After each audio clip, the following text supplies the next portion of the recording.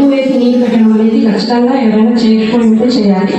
అదేవిధంగా ఒకవేళ పండు చిన్నగా ఉండి ఎల్లో కలర్ గా పసుపచ్చ కలర్ లో కనుక మారుతున్నట్టయితే సూక్ష్మధాతువుల లోపం ఉండొచ్చు. కాబట్టి మనం సూక్ష్మధాతువులు ఏదైనా స్ప్రే చేయకపోయి ఉంటే చేసుకోవచ్చు.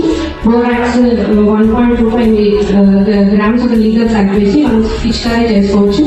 లేదంటే మట్టిలో కూడా మనం 50 గ్రాముల బోరాక్స్ కలుపుకొని పాలల్లో నీళ్ళు పోసుకోవచ్చు. ఒకవేళ డ్రిప్ పద్ధతి కనుక లేని వాళ్ళు, డ్రిప్ సిస్టమ్ లేని వాళ్ళు రోజుకు ఒకసారి పాదుల్లో నీళ్ళు పారించాలి. ప్రతి ఒక్క చెట్టుకి ఆ నీరు అనేది తగలకుండా చూసుకోవాలి. ఇప్పుడు ఉన్న పరిస్థితుల్లో మనకి ఎక్కువ తామర పురుగులు, తేనె పురుగులు, కాయతొలచు పురుగు, ఇంకా పండు ఈగ అనే పురుగుల ఉధృతి అనేది ఉంటుంది. ఒకవేళ ఈ పురుగులు కనుక మీరు నోటీస్ చేస్తే ఎక్కువ మంది రైతులు ఏం చేస్తుంటారంటే ముందే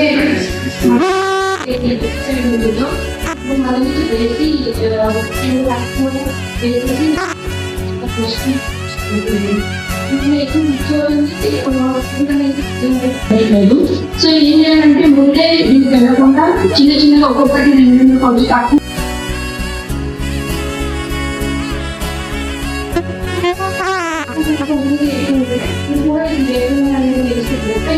ఈ పురుగులు ఏవైతే ఉన్నాయో గుడ్లు పెట్టకుండా పెరగకుండా ఉంటుంది. సో నెక్స్ట్ ఒకవేళ డెవలప్మెంట్ పెట్టినప్పుడు రైతులు ఈ పురుగుల మందులు కొనుక్కోవచ్చు. ఈ సామాన్యులు అయితే అసిఫేట్ మందులు, అసిఫేట్ ఈ రెండు ఏం చెప్పాలంటే మార్చి కొట్టడం వల్ల పురుగు త్వరగా డెవలప్మెంట్ వేయడం కావాలి. అదైనా మనం పాటించాల్సిన డెవలప్మెంట్ వేయడం కావాలి. అలాగే ఇప్పుడు ఎరువులు కూడా పెట్టుకోవచ్చు. ఇప్పుడు కాయతొలచు అయితే ఎరువులు పెట్టేది అదేవిధంగా జీవ ఎరువులు మన ఎరువులు వేసేటప్పుడే ఎరువులు ఇంకా ఎరువు కనుక వేస్తే జీవ ఎరువులు అజోస్పైరియం వేస్తే కూడా మంచి దిగుబడి, అలాగే కాయ నాణ్యత కూడా బాగుంటుంది. అన్నిటికంటే ముఖ్యమైన పండుగ ఇప్పుడు పక్వానికి వచ్చే మోస్ట్ ఆఫ్ ద తోటల్లో ఎక్కువ వచ్చాయి కాయలు. రోజు ఆకారం ఉన్నప్పుడు మనము కవర్ అనేది కట్టుకుంటే ఇన్ని అటాచ్ చేయడంలో ఉన్నాయి కాయలు. ఇప్పుడు కవర్లు కట్టుకునేది పొడుగు కవర్లు వచ్చిన తర్వాత ఈ 3 కవర్లు కట్టుకున్న తర్వాత వాటిని మళ్ళీ కాయ పక్వానికి వచ్చి 1 వీక్ ముందరే విప్పాలి. విప్పుతూనే ఈ కాయలు సూర్యరశ్మికి ఎక్కువ ఎక్స్పోజ్ అయ్యి మంచి నాణ్యత ఉంటుంది.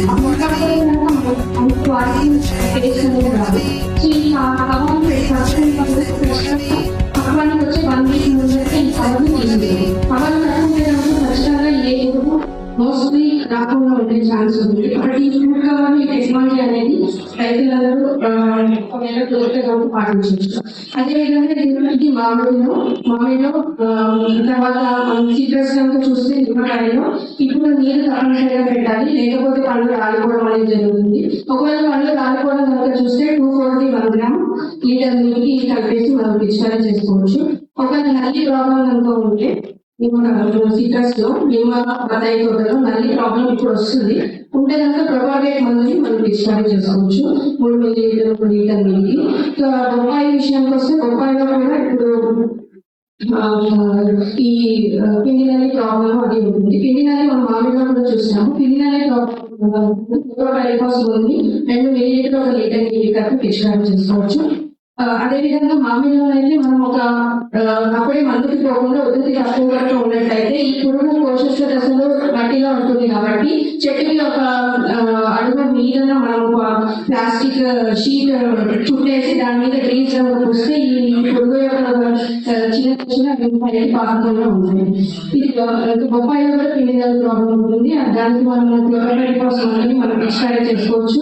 లేకపోతే మిగతా పురుగులని వాటిని కూడా వదలవచ్చు. ఇంకా సిట్రస్ లో అది ద్రాక్ష ఇక్కడ లేదు. మన ద్రాక్ష ఉన్న వాళ్ళైతే ఇప్పటికీ అంతా అయిపోయి ఉంటే పురుగు తెచ్చుకోవాల్సి ఉంటుంది. జామలో కూడా మనకి చలికాలంలో పంట తీసే వాళ్ళైతే ఇప్పుడు నీళ్ళు ఇవ్వడం ఆపేసి ఆపేయాలి. మళ్ళీ క్లీనింగ్ చేసుకొని ఎరువు వేసి నీళ్ళు పెట్టవలసి ఉంటుంది. ఇది ఇప్పుడు ఈ మాసంలో చేయాల్సిన పనులు ఉద్యాన పండ్ల తోటలో ఇంకేమైనా counselling thank you so much. So madam చెప్పినట్టు ఉద్యాన పంటలు ఏవైతే చుట్టుపక్కల ఉంటాయో ముఖ్యంగా జామ, సపోట, బొప్పాయి తప్పనిసరిగా ఈ యాజమాన్య పద్ధతులు పాటించాలి. ఇంకా మీకు ఏదైనా అవకాశం ఉంటే నీటి వస్తుంది సార్ ఆయిల్ పాంప్ గురించి చెప్పారు. ఆయిల్ పాంపు మన చుట్టుపక్కల రైతులు వేసారండి, మంచి దిగుబడి వచ్చే పంట సార్ చెప్పారు. దీనికి డ్రిప్ కూడా మనకు 100% సబ్సిడీ ఉంది. మనకు పంట పంట వేసుకోవడానికి అవకాశం ఉంది. ఎవరైనా రైతులు అవకాశం ఉన్న రైతులు ఆయిల్ పాంప్ కూడా మీరు వేసుకోవాలి. అలానే ఉన్న పంట ఉన్న వాళ్ళు ఏదైనా యాజమాన్య పద్ధతి ఏమో అవలంబించాలనే దాని మీద సార్ వాళ్ళని సంప్రదించాలి. మేడం ఫోన్ నెంబర్ కూడా మీకు ఇస్తారు. ఇక్కడే కాలేజ్ ఉంది మనకు, మెడికల్ కాలేజ్ బ్యాక్ సైడే. ఇబ్బంది ఉన్నా కానీ సార్ వాళ్ళని మనం కాంటాక్ట్ అవ్వచ్చు. ఇప్పుడు మన టెక్నికల్ ఏవో గారు రామ్జీ సార్ క్లుప్తంగా